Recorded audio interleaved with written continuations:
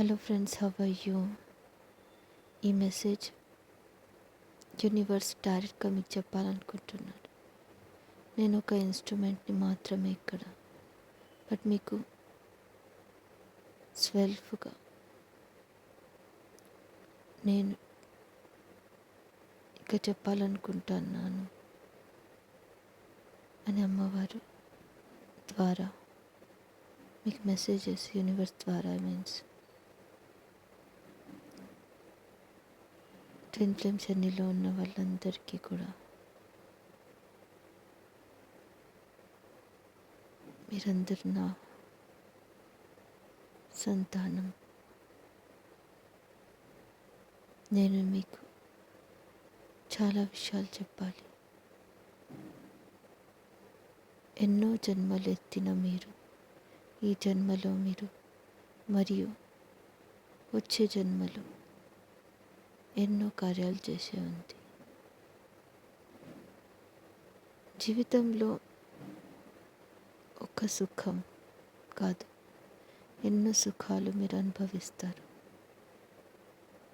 But దానికంటే ముందు ఎన్నో చేయాల్సి ఉంది. కొన్ని కష్టాలు వచ్చినా సరే ఆ కష్టాలని ఛాలెంజెస్గా తీసుకొని ముందుకు వెళ్ళడమే మీ కర్తవ్యం. జీవితంలో ఎన్నో బాధలు పడ్డా, ఎన్నో కష్టాలు వచ్చినా కూడా మీలో నిండిపోయే ఆ ధైర్యమే ఈ జీవితంలో మీకు సఫలమిస్తుంది. ఎన్నో జన్మలు మీరు ఎత్తాల్సిన అవసరం లేదు. ఒకవేళ ఇదే జన్మలో మీరు సాధించేస్తే నా ఎన్నో అంశాలు ఈ భూమిపైన నేను పంపించాను. ఈ భూమిపైన పంపించిన ఈ అంశాలు నేను ఒకే ఎనర్జీ ఊర్జాతో కనెక్టెడ్ ఉన్నాను. ఎన్నో బాధలు పడ్డాక కూడా మీలో నిండిపోయే ధైర్యం, ఆ స్ట్రెంగ్త్ మీ జీవితంని మార్చేస్తుంది. విఫలమైన ప్రతిసారి మీరు సాధించాలని పట్టుదల ఇంకా పెరిగిపోతుంది. విధ్వంస రూపిణి లాగా ముందుకెళ్ళాలి. నా జీవితంలో ఇదేంటి, ఎలా, ఎందుకు అన్న ప్రశ్న ఎంతోమందిలో బాధ ఎన్నో ఉన్నప్పటికీ కూడా మీరు ముందుకు వెళ్ళాలి. ఇదంతా నాది ఒక కర్తవ్యం. అలాగే ఈ భూమిపైన జీవించడానికి నా సంతోషం ముఖ్యమైనది. నేను ముఖ్యమైన దాన్ని, ముఖ్యమైన వ్యక్తిని. నాకు నేను ప్రేమించగలుగుతున్నాను. అండ్ నాకు ఇంత మంచి సంతోషం కలుగుతుంది ఈ యాత్రలో ఉన్నందుకు అని మీరు పాటించడం స్టార్ట్ చేస్తేనే ఎంతో సుఖమైన జీవితాన్ని పొందగలుగుతారు. ఎన్నో సుఖమైన జీవితాలు, ఎంతో బాధలు ఉన్నట్టు కూడా మీకు అనిపిస్తుంది కదా.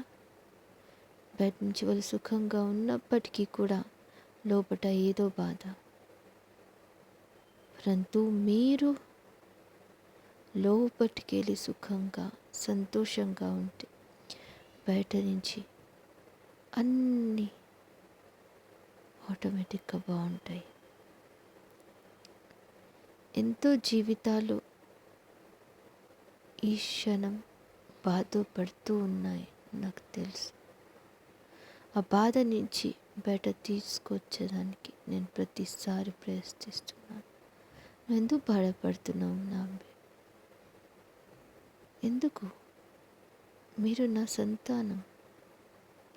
నేను మిమ్మల్ని బాధ పెట్టాలనుకోవట్లేదు. పరంతు మీరు అలా నేను అనుకున్నట్టుగా కాకుండా, మీరు అనుకున్నట్టు కాకుండా ఏదో జరుగుతుంది అని అనుకుంటున్నారు కదా, దానికి కారణం మీ కార్యాలు, మీ కర్మ.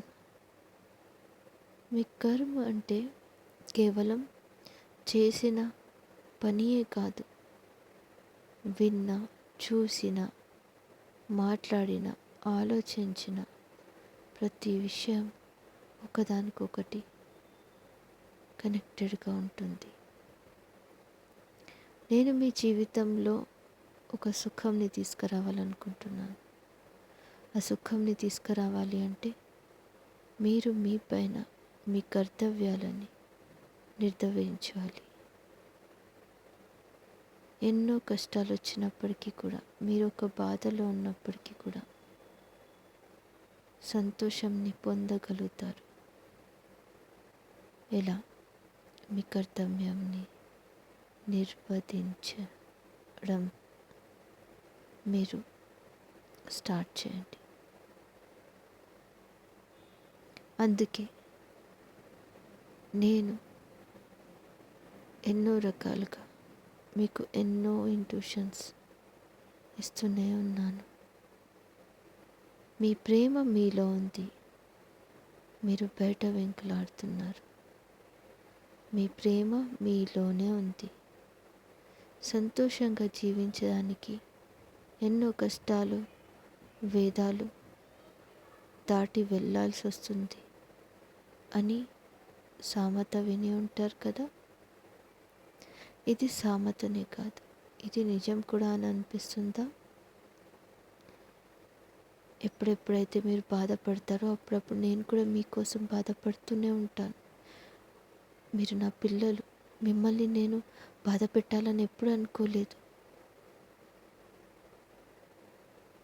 పరంతు మీరు నేను చెప్పిన మాటలు, విన్న మాటలు వింటే అంత బాధపడాల్సిన అవసరం ఉండదు. ఒక తల్లి బిడ్డని కొడుతుందా? అనవసరంగా ప్రేమగా చెప్పినప్పుడు వింటే కొట్టదు కదా. నేను కూడా మిమ్మల్ని ఎప్పుడు కూడా బాధ పెట్టాలనుకోలేదు. నేను మీ తల్లిని, మిమ్మల్ని చాలా ప్రేమిస్తున్నాను. నాకు అందరం సమానమే. పరంతు నేను కొందరిని మాత్రం ఇంకా ఎక్కువ ప్రేమిస్తున్నాను. ఎవరినంటే ఎవరైతే వాళ్ళ కర్తవ్యంని శుద్ధిపూర్వకంగా పూర్తి చేస్తున్నారు. ఎందుకో ఈ బాధ అని అనిపిస్తుంది. ఎన్నో పరీక్షలు ఎందుకు తీసుకుంటున్నావు అమ్మా అని అడుగుతారు మీలో ఎంతో. నా బిడ్డలు మీరు, మీ ప్రతి పరీక్ష మీ బెస్ట్ వర్జన్ అయ్యేదానికే కదా. మీ అనుభవాలతో మీరు నేర్చుకుంటున్నారు. చెప్పిన మాటలలో రాకండి, వేరే వాళ్ళ మాటలలోకి వెళ్ళి. మీ అనుభవాలతోని కాకుండా అబ్జర్వేషన్తో కూడా నేర్చుకోండి. అలాగే ఏది నాకు కరెక్ట్, ఏది రాంగ్, నా సంతోషం గురించి ఆలోచించాలి. ఇతరులను బాధ పెట్టాలని చెప్పి కొందరు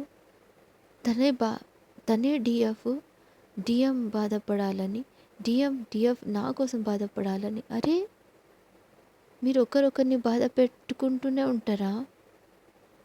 ఎందుకు బాధ పెట్టడం? మిమ్మల్ని మీరు ప్రేమించండి అని చెప్పాను. అలా అని చెప్పి మీ సోల్,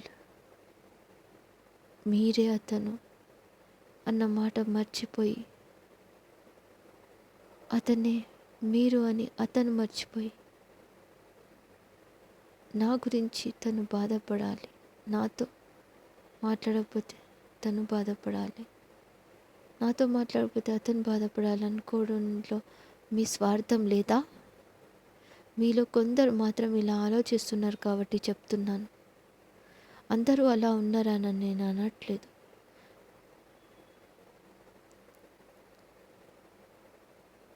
ఎందుకు ఈ సెపరేషన్, ఈ బ్లాకేజెస్ ఎందుకు వస్తున్నాయి? మీ ఆలోచన విధానంని మార్చాలి కదా. ఎలా మారుస్తారు మీ ఆలోచన విచారంని? సొంతం, నా సొంతం అనుకోవడం కాదా మీ కర్తవ్యం? అతను మీరే అని, మీరే అతను అని నమ్మక తప్పక ఇలాంటివి చేయకండి. బాధపడుతూ ఉన్నారు సెల్ఫ్ కూడా, బట్ నాకంటే ఎక్కువ అతను బాధపడాలి, తను బాధపడాలి అనుకోవడం కూడా స్వార్థమే కదా. ఒకరితో ఒకరు మాట్లాడకుండా ఉండడం కూడా స్వార్థమే కదా. కావాలని అతనైనా మీరైనా, మీలో ఎంతోమంది మాట్లాడాలని చెప్పి ఎంతో బాధపడుతున్నారు. మీరు మాట్లాడొద్దని చెప్పి ఒకరొకరికి బాధ కలిగేయాలని చెప్పి కూడా బాధపడుతున్నారు.